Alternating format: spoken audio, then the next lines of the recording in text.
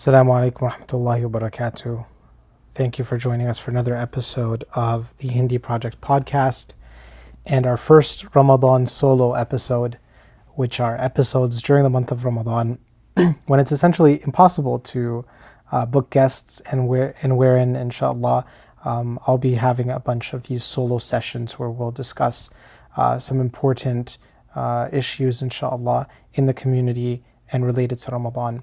So initially my thoughts were that this first episode in particular, but in general, that these solo sessions would be really inspirational, motivational, get us in the mood for Ramadan, get us prepared to go out and to worship Allah subhanahu wa ta'ala and to be in that, that zone, so to speak. Instead, today we're going to be discussing something a little bit more on the intellectual level. Obviously, everyone is aware of the many controversies that our community has endured the past decade or even longer with regards to moonsighting. And everybody knows we call it moonfighting now, and it's just like this thing that you get used to. I feel like the past few years has kind of been not as controversial, but this year, of course, was one of the most controversial that we've seen. A brother sent me a Facebook post of one new Muslim, relatively new Muslim. He said, I've been Muslim for 11 years. And he said, and people kept talking about moonfighting, and he said, I didn't really understand it until this year. He said, it took me 11 years to really understand what moonfighting actually is. And so, we all went through this, and was it Wednesday? Is it going to be Thursday? And we saw all this type of controversy, especially throughout social media. And today I wanted to discuss this concept of moonfighting and moonsighting and all of that, but I want to discuss it through a different prism. I want to discuss it as a microcosm of Ijtihad, the concept of Ijtihad. And first of all, what is Ijtihad? Ijtihad is, typically translated, we translate it as independent thought. I think it's how people typically translate Ijtihad, but the real meaning behind it is, linguistically it means to exert an effort, but the real meaning behind it is when a scholar, a faqih, a alim, a scholar is trying to solve a question that does not have is not directly referred to in the Quran and Sunnah, is not directly addressed by our sources of Islamic law. It's a new issue. It's ambiguous. You can't really find direct information that is telling you this is particularly how you need to deal with this circumstance. And so what Ijtihad is the scholars is going through this process of intellectual struggle or independent intellectual thought to find a solution to the question, trying to base it as much as possible on the Quran and Sunnah, while realizing that the Quran and Sunnah is not addressing this particular problem that we're facing. And Ijtihad is a really powerful mechanism, but a very scary one, to be honest, because as a scholar, Ibn Qayyim rahmatullahi ta'ala alayhi, he wrote a very powerful book, and the book talks about the principles of fiqh and how we should understand the Quran and Sunnah and so on. And the title of the book is incredibly powerful. The title of the book is A'lam al-Muqi'in an Rabbil Alameen. He said the mark of the signature of those who are signing on behalf of the Lord of the universe, which is a way of saying that if you're a scholar, when you give your religious opinion, that opinion is you signing on behalf of Allah subhanahu wa ta'ala, which is a really scary thought. Imagine you're signing off on behalf of Allah. But that's what the scholar has to, that's the risk that you take as the scholar, doing so for the sake of Allah subhanahu wa ta'ala. Now the Prophet sallallahu alaihi wasallam did give some ease to scholars who are going through this difficulty of trying to come up with a solution by telling us that whoever, ijtihad, who's made that ijtihad to come to a solution and has made the right call, they've come to the right decision, that person will be rewarded by Allah twice. And the person who tries to come to the right solution but falls onto the wrong solution, but was an honest effort of trying to arrive to the right solution, that person will get one reward. And so you're still rewarded for this effort of trying to figure out honestly and earnestly and sincerely what Allah subhanahu wa ta'ala wants from us. But this issue of ijtihad is interesting. If you read through the books of history, there's this or even actually more relevant modern books as well, there's this concept in which people have said that in the history of the Muslim Ummah, there came a time when Muslims started to say, like Muslim scholars started to say, the doors of ijtihad are closed. And in this, they were essentially saying that nobody in the future can make ijtihad. Part of this was hubris, and it was a form of arrogance in which Muslim scholarship were like, well, listen, every possible question that could possibly come up has already been answered by our scholars. Like, the scholars have been so thorough in their analysis of the religion that we have literally, analysis of every possible thing that could arise and or that has arisen or could arise. There's no reason for anyone to do ijtihad. The doors have been closed. Everything's already done.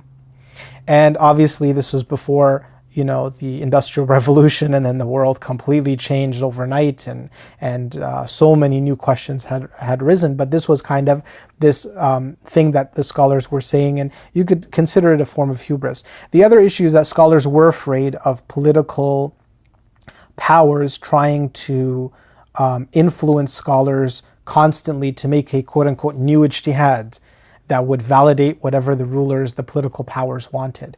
And so the Muslim scholars were kind of afraid of that abuse of power taking place, and so trying to say the doors of ijtihad are closed was a way of fending off political interference.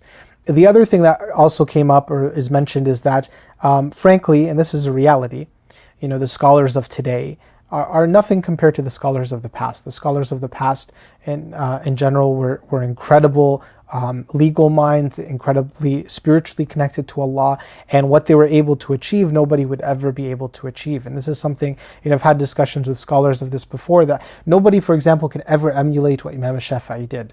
Like, if you understand his contributions to language and to how the Islamic world understands language, understands definitions, he did it in a way that it can't be replicated. Like, it's just done. What he did is done, right? Like, it can't be redone. And there's this element of truth to that as well. However, by saying that the doors of ijtihad were closed, it kind of created a stagnation in the Muslim Ummah, right? And a stagnation in which now when all these new questions started to arise, and all these new realities started to happen, the political realities in the Muslim world started to change drastically when the new technologies started to come out from the industrial age onwards, that the Muslim Ummah in general had this really strong difficulty adapting to these changes and to create ijtihad, so to create religious rules and laws that would adapt to the changing world.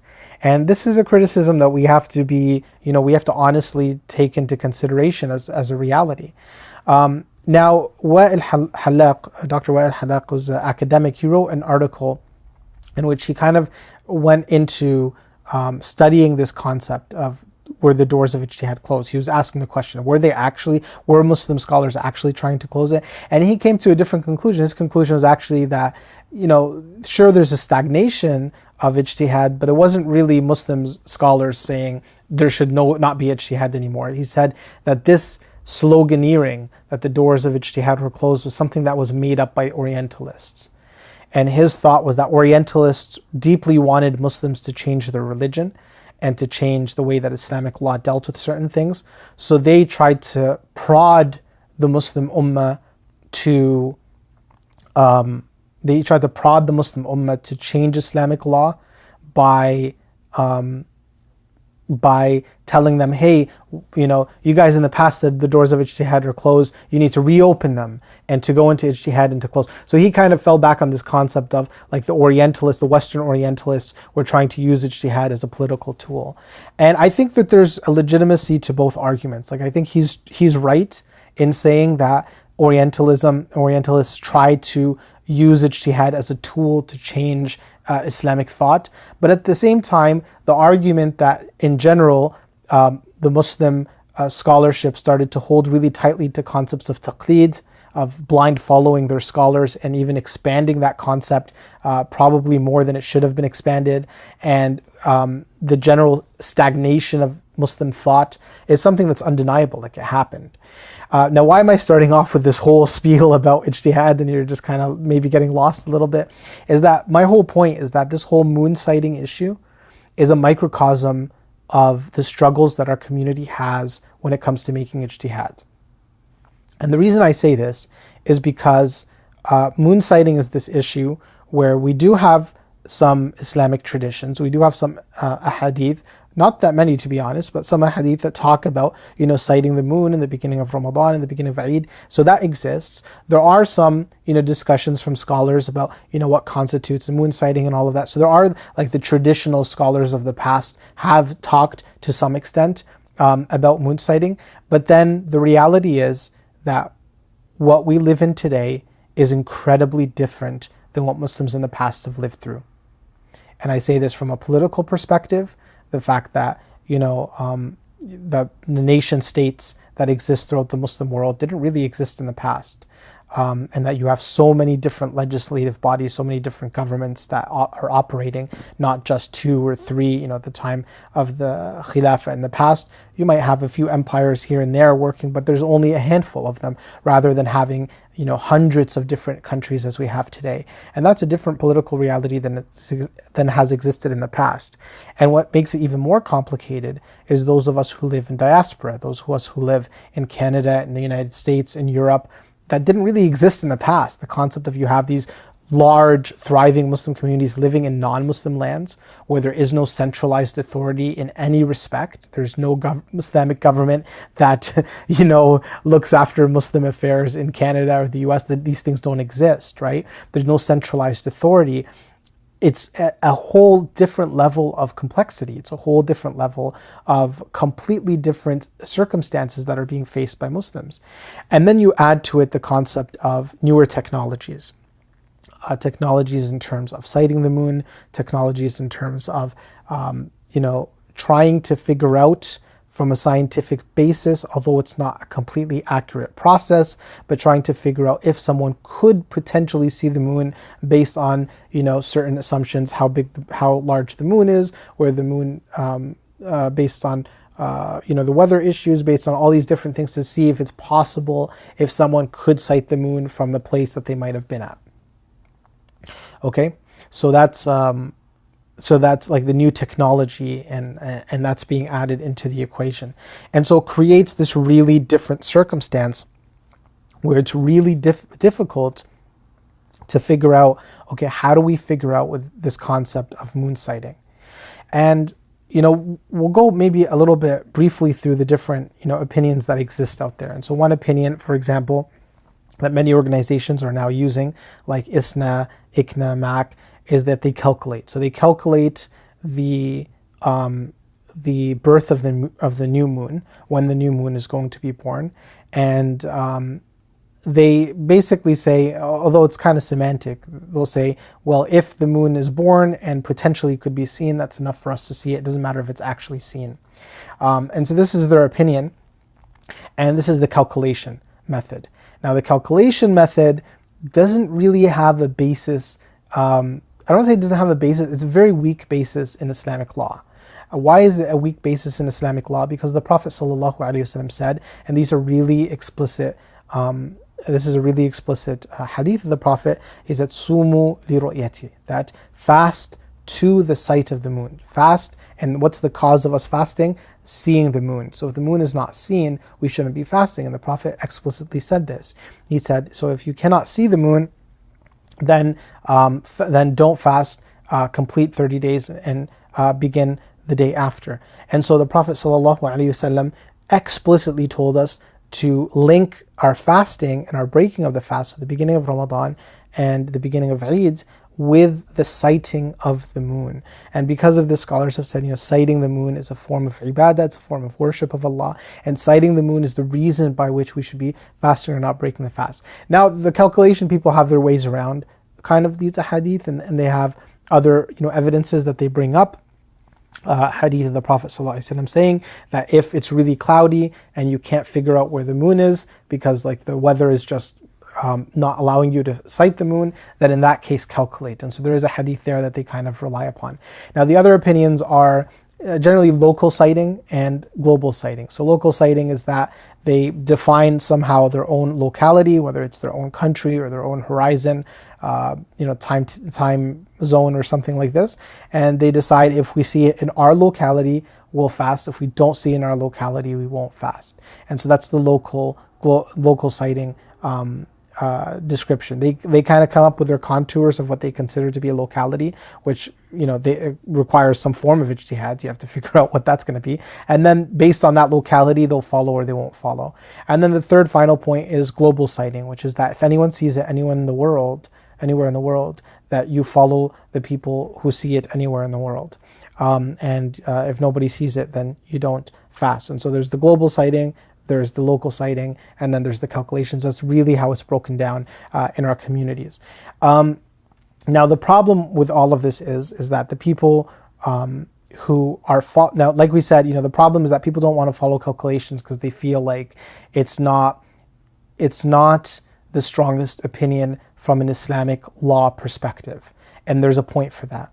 But the issue is when you start to follow these local and global moon sighting, is that what ends up happening is that in many cases there is tremendous amount of strife and hardship and difficulty.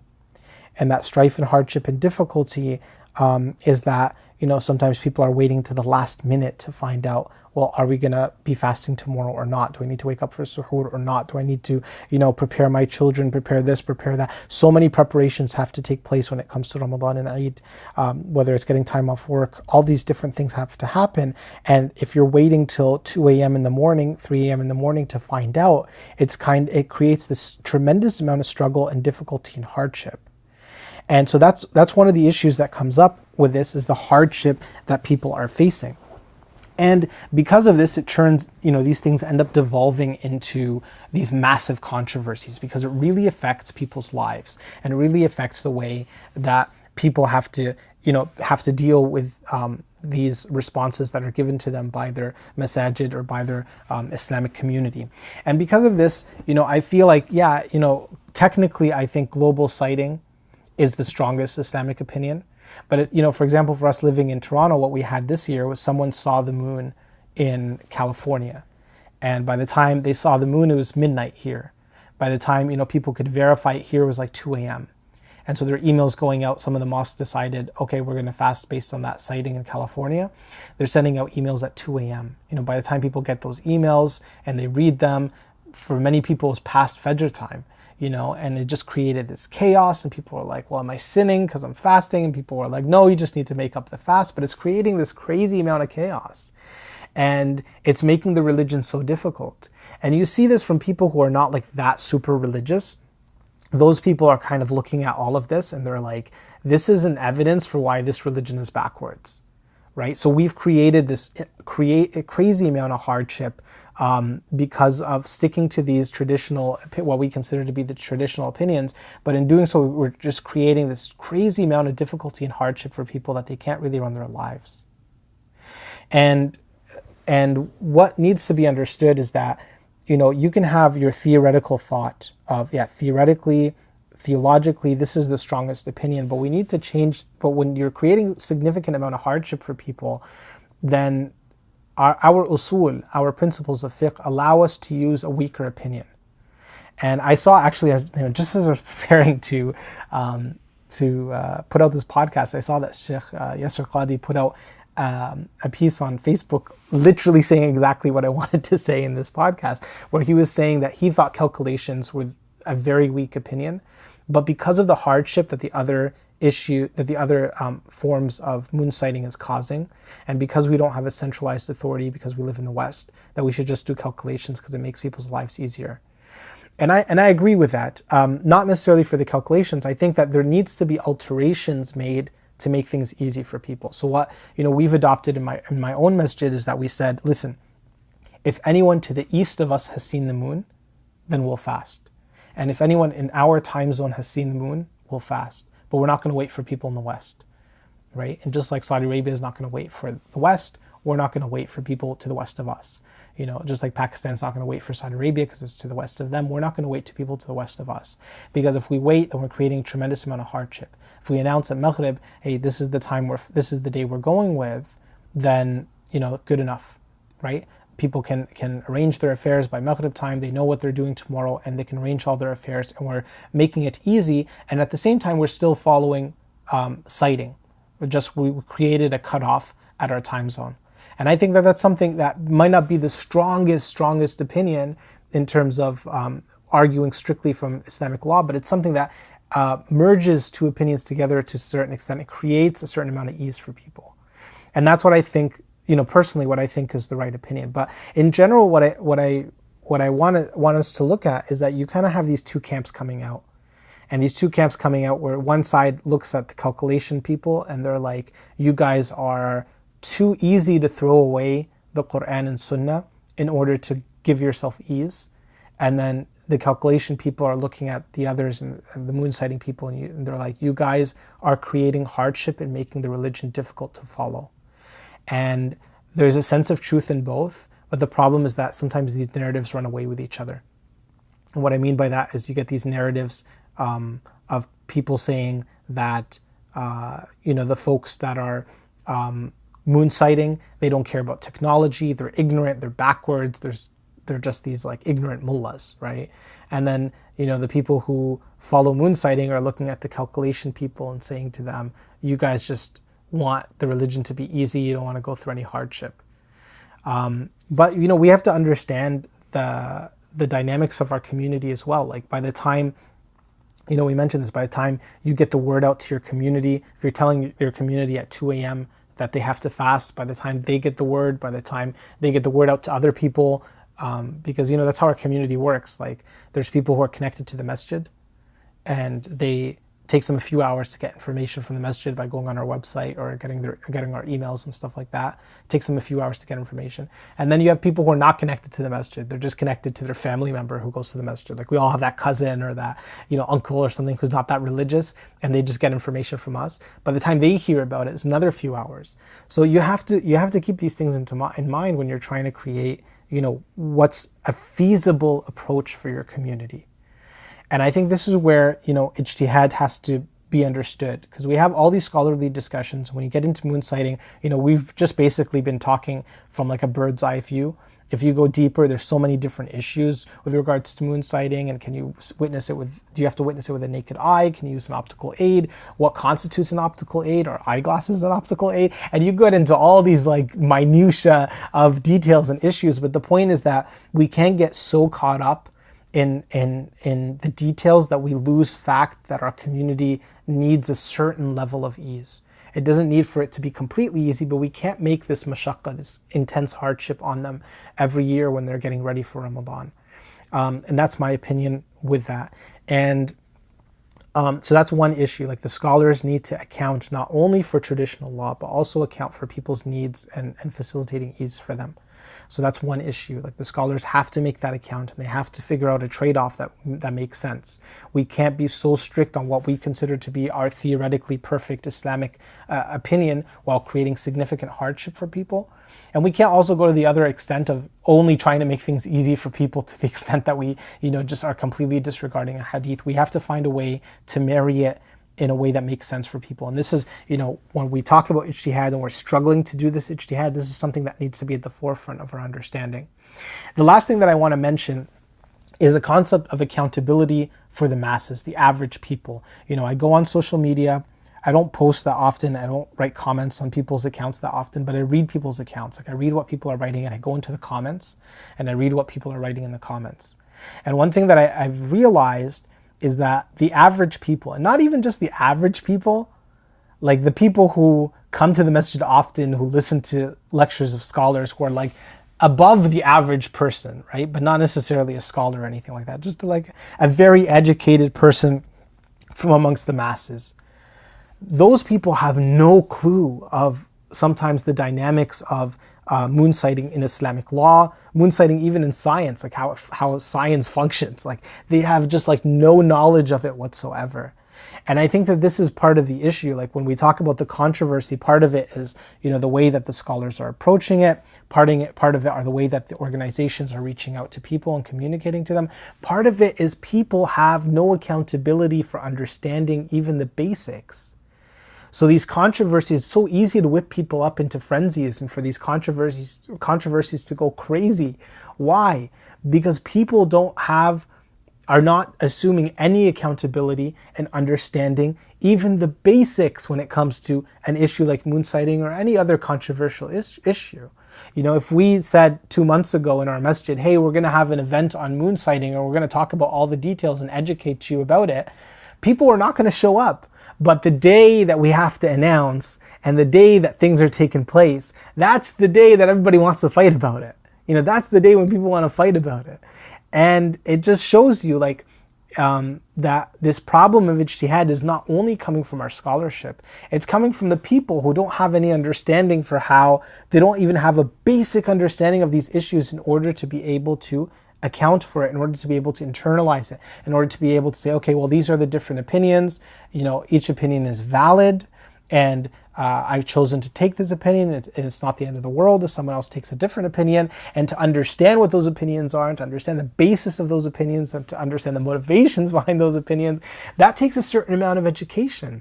And the average person out there has to at least try to get a basic understanding of these issues to make things easy for themselves, right? And to not fall into this, frenzy of controversy and people arguing and fighting and all of that. And so, that's just my opinion. And I wanted to throw it out there. And I do want to mention, I did mention that, I thought the calculating was a weaker opinion and all of that. And I do think it's a weaker opinion, but these opinions are valid. If somebody comes and says, hey, I started fasting on Wednesday, I followed calculations, I have no problem with that. They're following what's valid.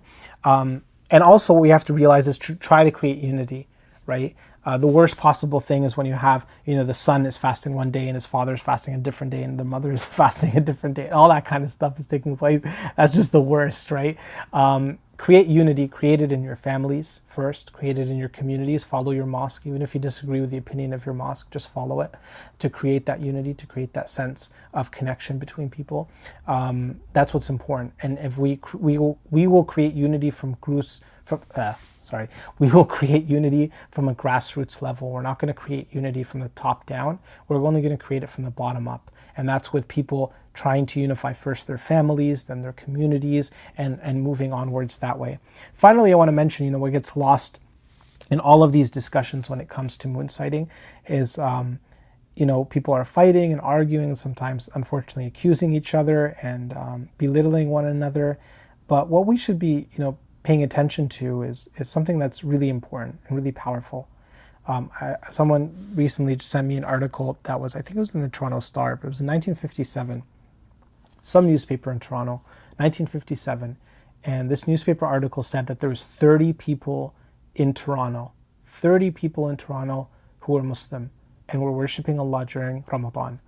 And the quotation in the article was that one of the worshippers said, I wish that one day there could be a mosque in Toronto. And subhanAllah, today we live in an age where there are literally hundreds of mosques in Toronto. Hundreds in Toronto and in the greater Toronto area. And not just Toronto, look all across Canada, all across the United States, all across Europe. There are hundreds and hundreds and thousands of mosques. And people have places to go and to pray and to worship Allah subhanahu wa ta'ala. And this is a blessing. And the fact that people care about when Ramadan is going to start and when they need to fast and when they need to worship Allah and when they need to start their taraweeh, this is a blessing from Allah subhanahu wa ta'ala.